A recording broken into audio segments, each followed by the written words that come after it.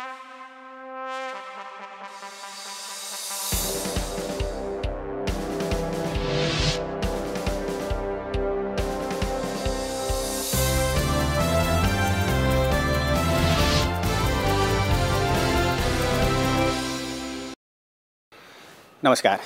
दर्शकबिन, कार्यक्रम मेरो देश मेरो सङ्गीत 2077 सालको 5औं श्रृङ्खलामा यहाँहरू सबैलाई हार्दिक स्वागत छ। हामी गीत सङ्गीतलाई विविध विषयवस्तुसँग जोडेर विविध कोणबाट चर्चा गर्ने गर्दछौँ र जसका माध्यमबाट सुमधुर आवाजहरू मार्फत आपसमा सद्भाव बाँडिरहेका हुन्छौँ कार्यक्रमका हरेक श्रृङ्खलाहरूमा।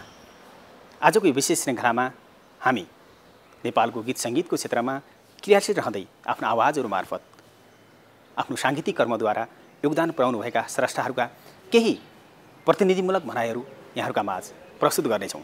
चौतरीहरूमा उठिरहेको देशको स्वाधीनताको पक्षमा, देशको स्वाभिमानको पक्षमा आवाज उठिरहँदा स्रष्टाका भनाइहरू के छन् हामी जस्ताको तस्तै यहाँहरूका माझ प्रस्तुत गर्नेछौँ।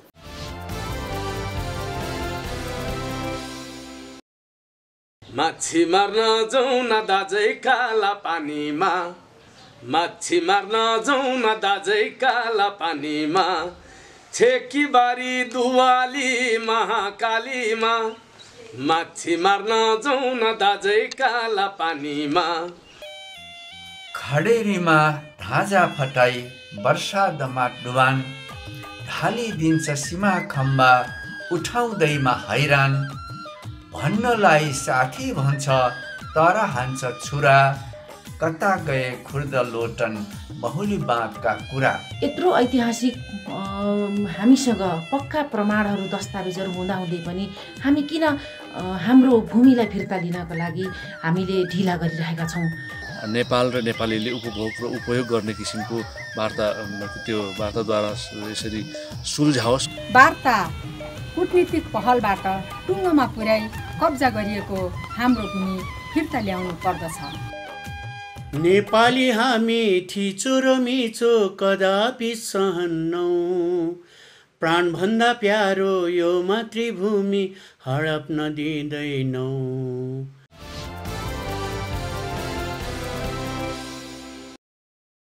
आउनुहोस् दर्शकबिन, आजको कार्यक्रमको सुरुवात जेबी टुहुरेको सुमधुर आवाज रहेको आमाप्रति समर्पित यो सुमधुर आवाजसँगै सुरुवात गरौँ।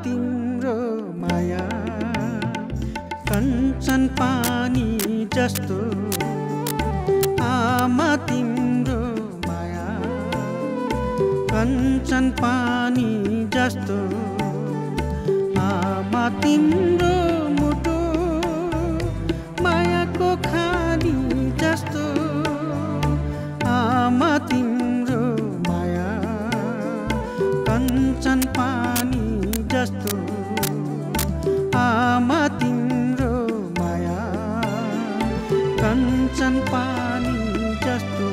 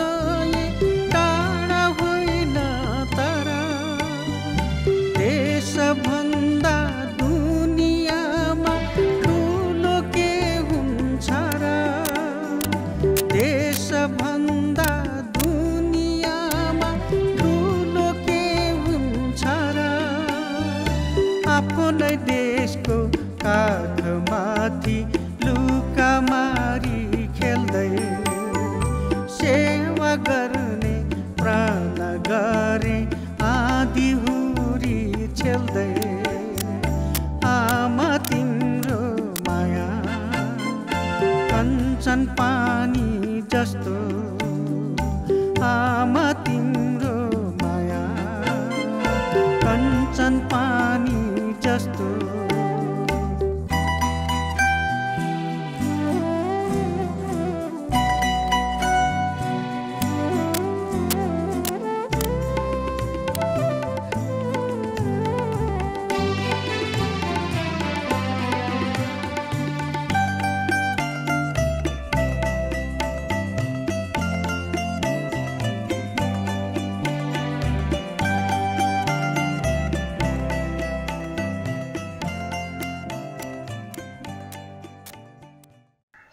अवश्य पनि हामी अहिले धेरै पीडामा छौँ। हाम्रो देश दुखिरहेको छ। आर्थिक सामाजिक रूपले धेरै नकारात्मक कुराहरू अहिले हामी कहाँ भइरहेको छ। यही बिचमा अझ अर्को ठुलो हामीलाई आपत आइरहेको छ। त्यो भनेको मित्र राष्ट्र भारतले हाम्रो भूभागभित्रबाट सडक निर्माण गर्यो र उद्घाटन समेत गर्यो। यो हाम्रो सार्वभौमिकतामाथिको ज्यादै ठुलो आघात र मित्रप्रतिको घात हो भन्ने मलाई लाग्छ। र यसबीचमा सरकारले हाम्रो भूभागलाई समेटेर भर्खरै नयाँ नक्सा जारी गरेको छ, जसमा हाम्रो लिम्पियाधुरा अर्थात् महाकाली नदीको मुहानलाई समेटेर नयाँ नक्सा जारी गरेको छ। यो ज्यादै सराहनीय काम र साहसको काम गरेको छ भन्ने मलाई लाग्छ। हुन त यो नक्सा धेरै वर्ष अगाडि पनि थियो, तर यस बीचमा केही वर्ष यता यो नक्सा हटाइएको भन्ने पाइयो। तर यो सरकारले आफ्नो सम्पूर्ण भूभागलाई समेटेर नयाँ नक्सा जारी गरेको छ। यसको हामी हार्दिक स्वागत गर्दछौँ।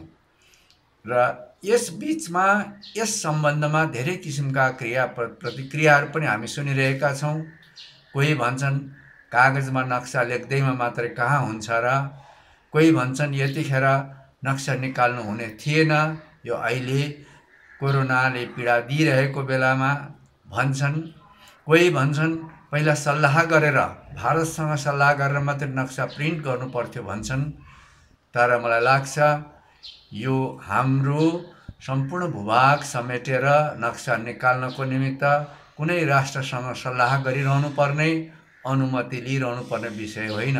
सरकारले जे गरेको छ त्यो एकदम ठिक गरेको छ र हाम्रो राष्ट्रियता, हाम्रो सार्वभौमिकता जगेर्ना गर्नको निमित्त राम्रो काम गरेको छ। हामी पुनः स्वागत गर्छौँ। यतिखेर विशेषतः हामी कलाकारहरूको दायित्व यो राष्ट्रियता प्रति हामी सजग रहने र आम समुदायलाई सजग गराउने नै हो। हुन त यस्तो कार्य नेपाली सङ्गीतकर्मीहरूले, विशेष गरेर प्रगतिशील कलाकारहरूले अहिले मात्रै सुरुवात गरेका होइनन्। यो 2025-26 सालदेखि नै सुस्ता महेशपुरका कुराहरू लिएर गीतहरू, सङ्गीतहरू गुन्जिरहेका थिए। विद्यार्थीहरूले यो आवाज उठाइरहेका थिए। अहिले आएर झन् यो चर्को रूपमा देखा परेको छ र एउटा देशभक्त प्रगतिशील कलाकारहरूले अहिले धेरै आफ्ना गीतहरू मार्फत, सङ्गीतहरू मार्फत, कला मार्फत हाम्रो राष्ट्रिय स्वाभिमानको, हाम्रो भू स्वामित्व जुन छ, अखण्डता, त्यसको बारेमा गीतहरू लेखेर प्रसारण गरिरहनु भएको छ।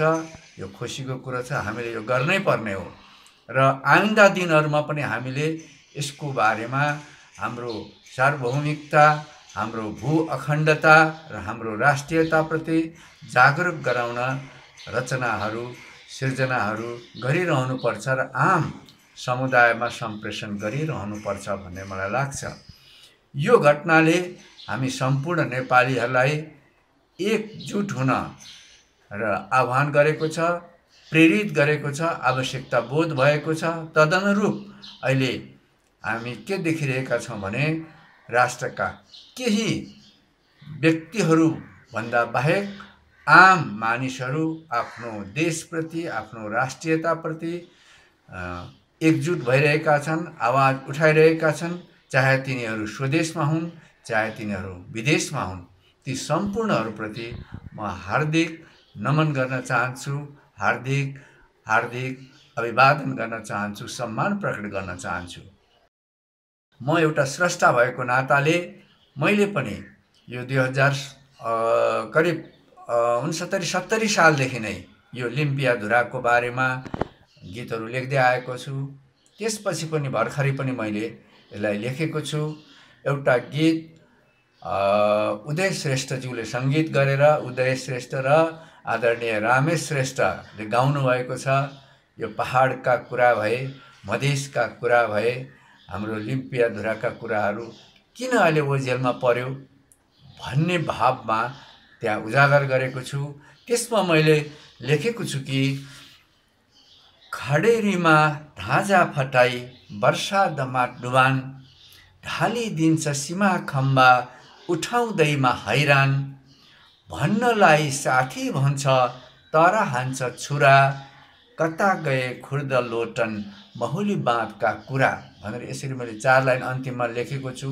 यो के हो भने अहिले लिम्पियाधुरा मात्र नभएर हाम्रो देशको विभिन्न ठाउँमा सीमा मिचिएको छ र 10 गजाको नजिकै नै ठुला ठुला बाँधहरू, अग्ला सडकहरू बनाएर जब पानी बर्सात हुन्छ अनि नेपालको भूभागलाई डुबानमा पारिदिन्छ।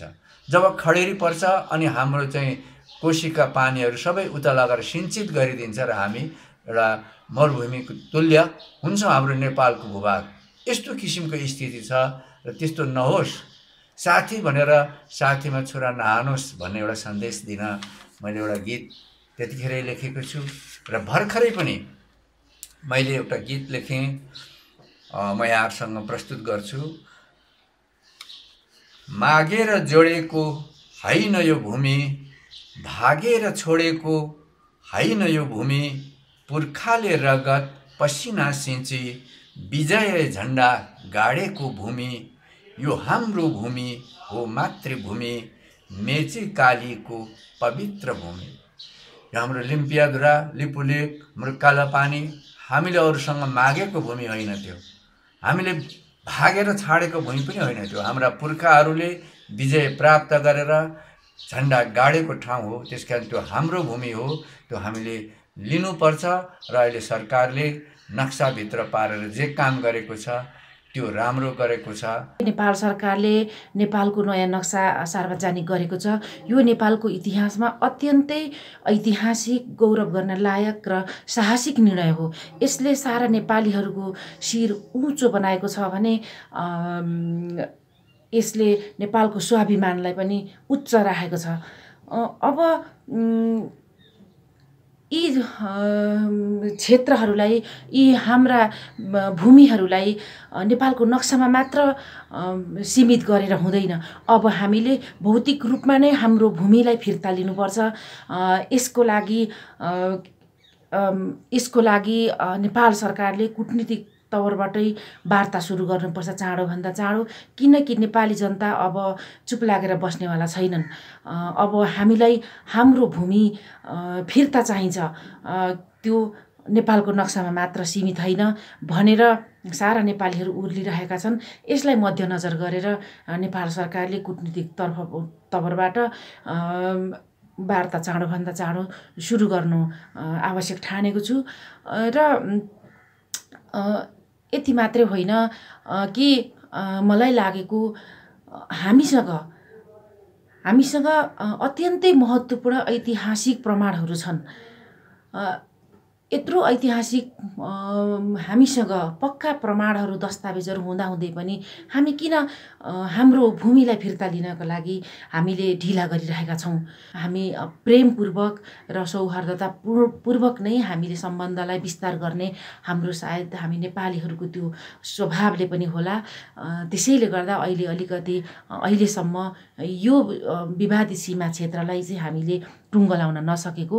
आशा गरौँ चाँडोभन्दा चाँडो हामीले चाहिँ हाम्रो भूमि फिर्ता लिने चाहिँ हाम्रो सरकारले पहल गर्नेछ। र मलाई अर्को लागेको कुरो, हामीले हाम्रो नेपालको नयाँ नक्सालाई सार्वजनिक गर्दै गर्दा थुप्रै भारतीय मिडियाहरूबाट र भारतीय सरकारले असहमत जाहेर गरेको कुराहरू धेरै मिडियामा आए र यो नेपालको नक्सालाई चाहिँ अस्वीकार गरेको कुराहरू आए। किनकि भारतीय सरकारलाई एकपटक सोधेर सल्लाह गरेर मात्रै हाम्रो नेपालको नक्सालाई सार्वजनिक गर्नुपर्ने थियो भन्ने भारतीय सरकारको एउटा कन्सर्नको विषयलाई लिएर म अचम्म छु। किनकि उनीहरूले चाहिँ ल ठिकै छ, उनीहरूले यो कन्सर्न राख्नु स्वाभाविकै हो। किनकि हाम्रो इतिहास कालदेखि हामी नेपाल र भारत बिचको एउटा सम्बन्ध छ, जुन भारतका चेलीहरू नेपालमा बुहारी बनाएर भित्र्याइने, नेपालका चेलीहरू भारतका बुहारी बनाएर भित्र्याइएको छ। रोटी बेटीको सम्बन्ध, भाइचाराको सम्बन्ध हरेक बेलामा। अब हाम्रो त नेपालको के अरे तीन तर्फका भूभागहरू चाहिँ भारतसँग सिमाना जोडिएका छन्। नेपालले पटक पटक यो सीमा विवादलाई टुङ्ग्याउँ भनेर वार्तामा बसौँ भनेर नेपाल सरकारले पटक पटक पहल गर्दाखेरि कहिले के भन्ने कहिले के भनेर इग्नोर गर्ने, जबकि भारतीय सरकार अहिले जब नेपालले चाहिँ आफ्नो भूमिलाई समेटेर नेपालको नक्सा सार्वजनिक गर्दा उनीहरूलाई चित्त दुख्नु, उनीहरूले अस्वीकार गर्नु, तर फेरि उनीहरूले अस्वीकार अस्वीकार गरिरहेका छन्। तर फेरि त्यसो गर्दै उनीहरूले चाहिँ नेपालको भूमिमा बाटो बनाएर उद्घाटनसम्म गरिसकेका छन्। यो त थोरै समयको के अरे यो त प्रतिफल त होइन। यो बाटो उद्घाटन गर्नेसम्मको समय भनेको त लामै समय हुन्छ। यति बेरसम्म उनीहरूले नेपाललाई किन त नेपाली सरकारलाई एक वचन पनि सोधेनन्, उनीहरूले किन जानकारी गराएनन् नेपाल सरकारलाई भनेपछि यो कतिसम्मको हेपाह प्रवृत्ति हो। त्यसैले अब नेपाल सरकारले एकदमै साहसिक निर्णय गरेको छ, एक कदम अगाडि बढिसकेको छ। यो कदमबाट कदाचित पनि किमार्थ पछाडि हट्नुहुन्न। हामीले हाम्रो भूमि एक इन्च पनि मिच्न दिनु हुँदैन। यसको लागि हामी सारा नेपालीहरू चाहिँ एक ढिक्का भएर अगाडि बढ्नु जरुरी छ। यहाँ कुनै के अरे पार्टी, कुनै जात, कुनै धर्म भन्दा पनि सबैले आफ्नो पार्टीभन्दा माथि उठेर दलीय स्वार्थलाई त्यागेर जात जाति धर्म संस्कृति भाषा भाषी कुनै पनि केही नभनिकन हामीले सारा नेपाली हामी एक हौँ भनेर राष्ट्रिय स्वाधीनताका लागि, सार्वभौम रक्षाका लागि, हाम्रो नेपाल र नेपालीहरूको स्वाभिमान जोगाउनका लागि एक ढिक्का भएर अगाडि बढ्नुपर्छ। दर्शकबिन, जुन आवाजहरूले, जुन स्वरहरूले हामीलाई थप एकताबद्ध हुनुको निम्ति, हामी बीचमा थप एकता र सद्भाव कायम गर्नको निम्ति कहीँ न कहीँ भूमिका निर्वाह गरोस् भन्ने अपेक्षा हामी राख्दछौँ। यसरी नै आजको यो श्रृङ्खलामा हामीले देशको स्वाधीनता र स्वाभिमानको पक्षमा आफ्ना आवाज उठाउँदै आउनुभएका स्रष्टाहरूका भनाइहरू तपाईँहरूका माझ प्रस्तुत गरिरहेका छौँ। सीमा विवाद जुन चलिरहेको छ त्यस विषयमा म एउटा कलाकर्मी, एउटा देशभक्त जनताको हिसाबले, पब्लिकको हिसाबले भन्दाखेरि मैले भन्नुपर्छ कि यो हाम्रो नेपाल सरकारले नक्सामा मात्र नभएर यो जमिनलाई कसरी हुन्छ वार्ताद्वारा सफल पार्नलाई के भन्छ जमिनै फिर्ता गरेर चाहिँ नेपाल र नेपालीले उपभोग र उपयोग गर्ने किसिमको वार्ताद्वारा यसरी सुल्झाओस् भन्ने म शुभकामना व्यक्त गर्न चाहन्छु। मैले आजभन्दा 42 वर्ष अगाडि मेरो देशको स्वाधीनता र मेरो देशको माटोलाई माया गर्दै प्राणभन्दा प्यारो नेपाली भूमि हडप्न दिँदैनौँ भन्दै आफ्नो गीत यात्रालाई यो देशभरिका जनताहरूको बीचमा मैले सुनाउने क्रम सुरु गरेको थिएँ र आज नेपाल सरकारले लिपुलेक, लिम्पियाधुरा र कालापानीलाई नक्सामा राखेर जसरी नेपालको नक्सालाई सार्वजनिकरण गर्यो, त्यो दिन मलाई अत्यन्त खुसी लागेको दिन महसुस भएको छ र मैले आफ्नो अभिव्यक्तिहरू पनि नेपाल सरकारले एउटा काम एकदमै यो नक्सालाई प्रकाशन गरेर राम्रो काम थालनी गरेको छ भनेर मैले आफ्नो अभिव्यक्तिहरू दिएको छु। हाम्रो देशको अहिलेको वर्तमान सरकारले नेपालको नक्सालाई सार्वजनिक गरेर नयाँ पुस्तालाई हामीले त्यो नक्साबाट नेपालको सिमाना यहाँ पर्छ, लिपुलेक यहाँ पर्छ, लिम्पियाधुरा यहाँ पर्छ, कालापानी यहाँ पर्छ भनेर पढाउन बुझाउनको लागि पनि एउटा आधार बनेको छ।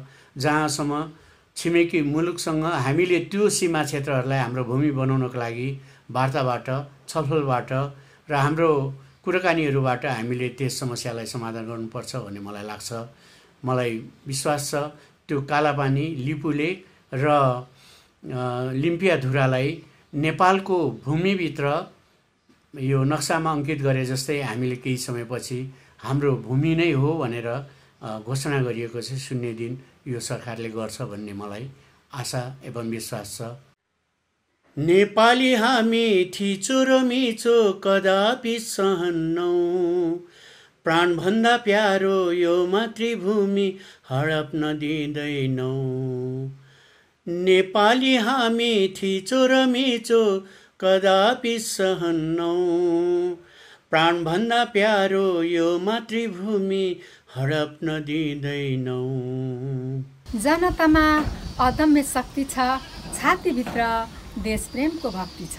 राष्ट्र, राष्ट्रियता, स्वाधीनताका पक्षमा, सामाजिक रूपान्तरण र अग्रगमनका पक्षमा, सङ्घीय लोकतान्त्रिक गणतन्त्र स्थापनार्थ छिमेकी राष्ट्र भारतको हेपा प्रवृत्तिको विरुद्धमा कविता, कथा, नाटक, लेख रचना अर्थात् साहित्यका विविध विधा तथा गीत सङ्गीतको माध्यमबाट ज्यानको बाजी थापेर हिम्मत, निर्भीक र दृढताका साथ आवाज बुलन्द गर्दै खबरदारी गर्दै स्रष्टा, सर्जक, लेखक, कलाकार, साहित्यकार, बुद्धिजीवीहरू छातीले गोलीका पर्रा छेकेर अग्रिम मोर्चामा उभिएको हाम्रा सामु इतिहास ताजै छ।